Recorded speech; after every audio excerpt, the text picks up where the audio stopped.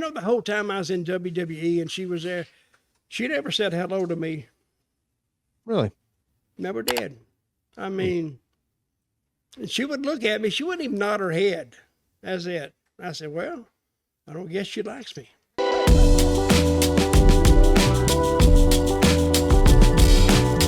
All right, final question here, Dutch, real quick. Ronda Rousey has been making the rounds again. Yeah. She's got a book that's out, if you didn't know that. So she's been doing a lot of media interviews. Is she talking about comic book characters? She made some Star Wars references. Yeah, Okay. for sure. But one of the things that's grabbed the attention of certain people, including our fine editors and bosses here at Sportskeeda Wrestling, is the fact that she said pro wrestling is not a sport. Professional wrestling is not a sport. Do you agree with that assessment?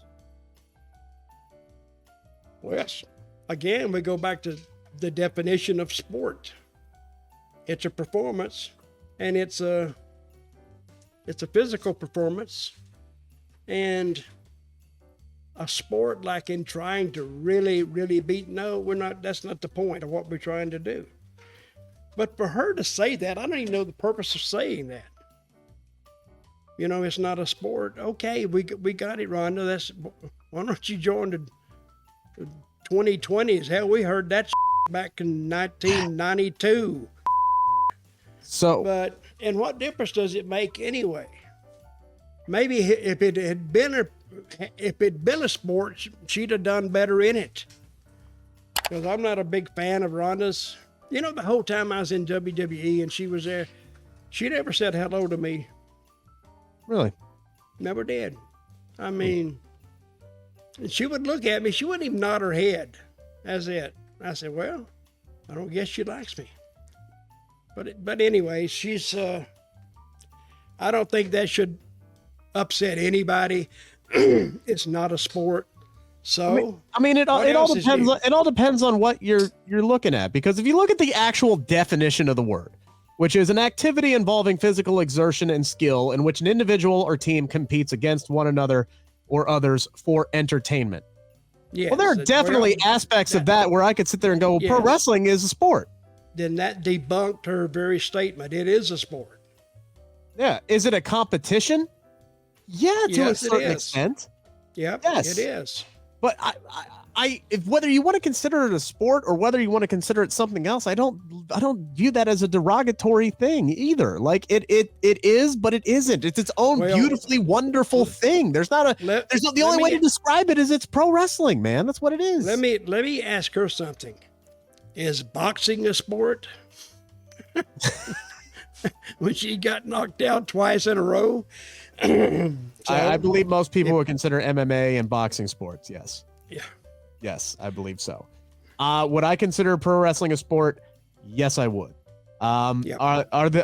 If the only thing that you feel like is keeping it from being a sport is the outcomes are predetermined, okay, that's fine.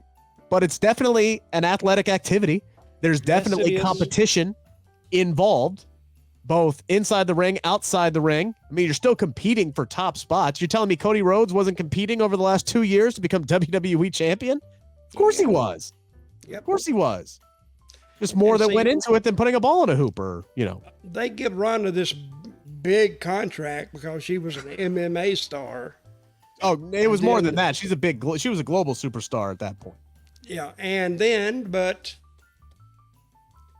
okay, if Ronda Rousey was the only one on a wrestling card that you knew, would you go see it if you knew nobody else? That would be... Yeah, but you're a super... That would be hard for a lot of different people, though. Yeah, you're a super fan. You would go and see it just to see the rest of it. Sure, but I'm not a Ronda hater. I think... Was Ronda... I agree with what Becky Lynch said. Was Ronda a good wrestler when she came in? I'm a Becky Lynch hater. I know you are. Was Ronda a great pro wrestler when she came in? No. Was she a great pro wrestler when she went out? No. Still no. No, but she only had so many matches, but she was so miles ahead of anybody else who would start out in the business, right? Like if you gave her the right tools and the resources and the time to prepare like they do with somebody like a Logan Paul or a Bad Bunny. If you put her in those categories, she was spectacular. If you gave her the time and the tools and the rehearsal opportunities, she would go out there and put on an absolute banger match like she did at WrestleMania 34, like she did against Sasha Banks at the Royal Rumble. Like, she gave great performances. Was she a pro wrestler who could walk in there and call a match in a ring and have it be great? No, she was not. She was okay. not. If she was against who? Ronda. She was against who? Becky Lynch. And who was the other one you named? I think her best match at WWE was against Mercedes, Sasha Banks, at the Royal Rumble. But if you put her with somebody else, would it have been as great? Or was it her opponent? Was her opponent kind of the star of the match and kind of led the match? Sure, absolutely. But that's in any situation. You know that. The veteran leads the match. That's but would it be a banger? No. That's what I'm saying. She had the ability. She had the ability to put on those matches, but she needed rehearsal time. I like all the hard work she put in, really. But she has always been the type to knock wrestling even while she was in it. That was part of her character when she turned heel. She loved to work the marks on Twitter. Well, it didn't come across as a work, because I think that's what she really believes. So am I the mark? I think you want to call Ronda me Rousey. I could tell. I think it is possible for both Ronda Rousey to be overrated and underrated at the same time. I think it is incredibly possible for both those things to be true. Where do you rate her? I think she was monumental and instrumental in getting women to the main event of WrestleMania 35. I think she was a major superstar that brought more eyes to the product. And I think she was vastly mishandled by WWE outside of those major events. You know, I think I embarrassed WWE with the women's division when I had TNA, because I turned them loose and wouldn't let nobody mess with them.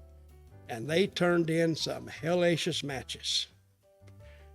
When Gail Kim and Awesome Kong locked up, that did the highest rating they've ever done, up to Hulk Hogan when he came in.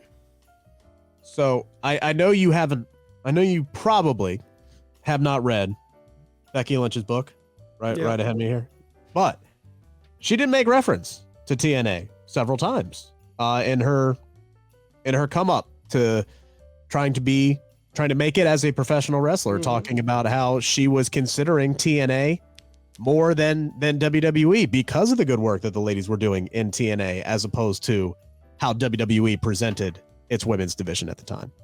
So there's some validity to what you're saying. Yeah, it took off. It really did.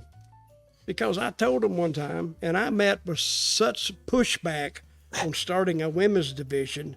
It was like, what do you want to do? Keep running with AJ and somebody else for just weeks and weeks and months on end? It gets old. Just put me some girls in there that can wrestle. Not necessarily knockouts. They called them knockouts one time, but I mean, they were attractive women, but not like you have in WWE. Right. But they could wrestle, and they gave it another look.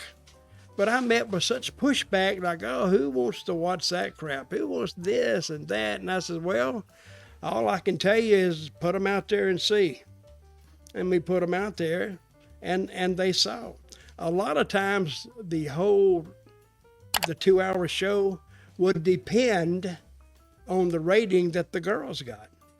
Because if it was about a 2, which sounds good now, if it was about a 2, put the girls in there.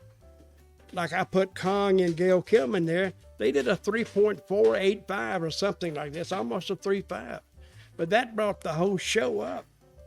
So, but anyway, I liked what I did with them. I had a lot of help with those girls. They appreciated what I was trying to do with the girls. And And they went out there and did it. I says, because these girls, I mean, I think people would like to see a serious girls encounter. And they did it, and they did well. And it caught on, and God bless you for your service, sir. Did you watch any of it? The girls? In TNA, honestly, no. Just for the simple fact that I couldn't really find TNA back in the day. And that was about the time I was in college. I didn't have a whole lot of time to watch. So it's nothing against you. It was just a weird point in my life where I kind of fell out with wrestling for a little bit. That's all. Mm-hmm. Well, but they did well, and I'm glad they did. Same. I might even call Gail Kim and ask her about that. Get her on your YouTube channel. Where can people find your YouTube channel? I need to put her on my podcast. Where can people find that? You can find it on YouTube, Storytime with Dutch, on YouTube. 116,000 viewers. There you go. Right now. And that. A lot of people like it. I enjoy it. So, but anyway, we ready to wrap this up? Yep. We'll be back on Friday. We went. You said 30 minutes. Well, you kept talking. Oh, okay. Well, shut up now. We'll see you guys on Friday, unless Dutch decides he wants to fake sick again. See you guys. Stop it.